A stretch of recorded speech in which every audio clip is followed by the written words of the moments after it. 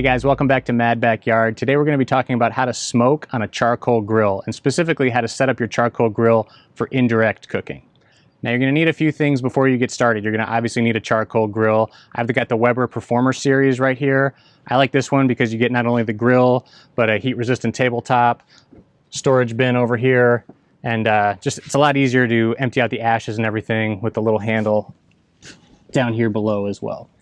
So this is what I use when I'm cooking with charcoal. Now, in addition to your charcoal grill and the charcoal itself, you're going to need a charcoal chimney. I got this one from Weber. You're going to need some good heat-resistant gloves. The wood you're going to be smoking with. When you're smoking with charcoal, make sure to use chunks, not chips. And also something to light the charcoal. I like these lighter cubes from Weber because they get it started really quick. So let's talk about how you're going to set up the charcoal grill for smoking and for indirect heating. If you look here, I've got some charcoal set up and I've pushed it over to the side. There's some briquettes in here from the last time I cooked that are still good. I cleaned them off and then I put some fresh ones on top.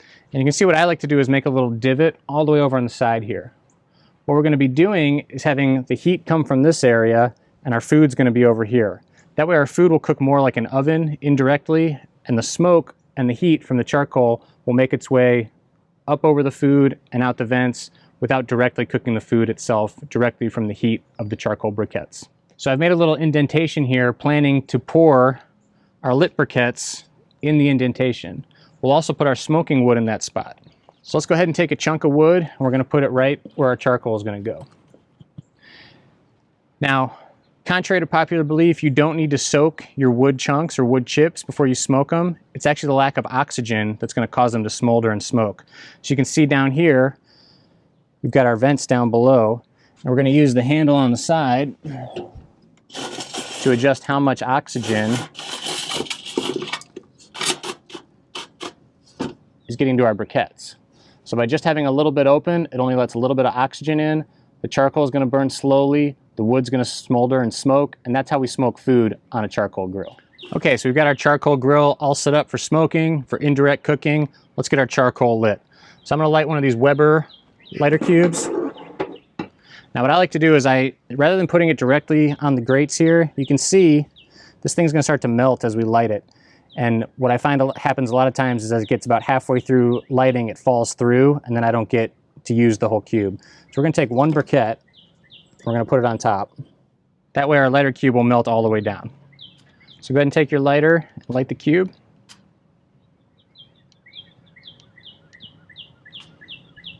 Once it catches, you're going to take your charcoal chimney. You can see we've only put a handful of briquettes in there. We're not going to need a lot because we're going to smoke low and slow. We only want a couple lit briquettes to help light the rest of the unlit briquettes slowly as we go through our cook.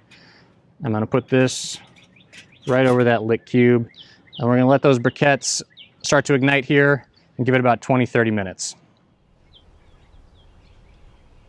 It's been about 15 minutes. We've let these briquettes inside the charcoal chimney get nice and well lit. Now we're going to go ahead and put them in the little indentation we made. Start heating up the rest of the charcoal. Make sure you're wearing good grilling gloves when you're doing this. I'll have links to all these products in the description down below. We're going to carefully just pour them right in this little indentation here. You want a nice little pile of lit charcoal that's going to eventually be touching all the other briquettes and lighting those slowly over time. Always double check your chimney, make sure you got every briquette out of there. You don't want a loose stray one falling out as you're going to put the chimney somewhere. Now we're going to take our smoking wood. We're going to kind of nestle it in just nice and close to those briquettes. And we're going to take this other lit briquette that we put our lighter cube on and move that over here as well.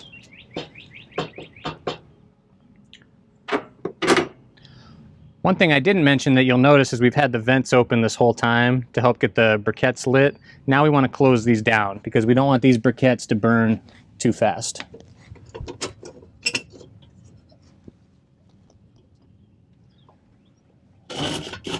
So we're going to go ahead and close these. Only open about a sliver. We're going to put our grate back on. You can see our food will go on this side. Our wood's starting to ignite a little bit. We're going to put our lid back on. And we need to open up the top a little bit too. Always put your vent on the opposite side of where you're smoking so that that heat and smoke and everything travels from underneath, across the food, and up out the vents. Now, if you're doing typical low and slow smoking, like a rack of ribs or a pork butt, you're gonna wanna aim for that 225-degree range for temperature. So we're gonna watch our temperature gauge here. It's also a good idea to use a probe thermometer down at the grate level so you know what the true temperature around your food actually is. You're gonna leave this top vent open about halfway and then adjust your bottom vent as needed to control your temperature. You'll see when you first put your lit charcoal and your wood on, you're gonna get a lot of white smoke right at the beginning. This really isn't the smoke you wanna cook with. It's the smoke from the burn off of igniting the wood, igniting the new charcoal briquettes around the ones you just put on. And it's kind of an acrid, dirty white smoke. And it's not the best for flavor. It's not really what we're going for. So don't put your food on immediately. Let that white smoke dissipate. It's gonna turn a little thinner, a little bluer, and that's the smoke we wanna cook with. So you can see our grill temperature is getting to about 200 degrees here. It's been about 5-10 minutes. Some of that white smoke has dissipated. It's probably about time to put our food on.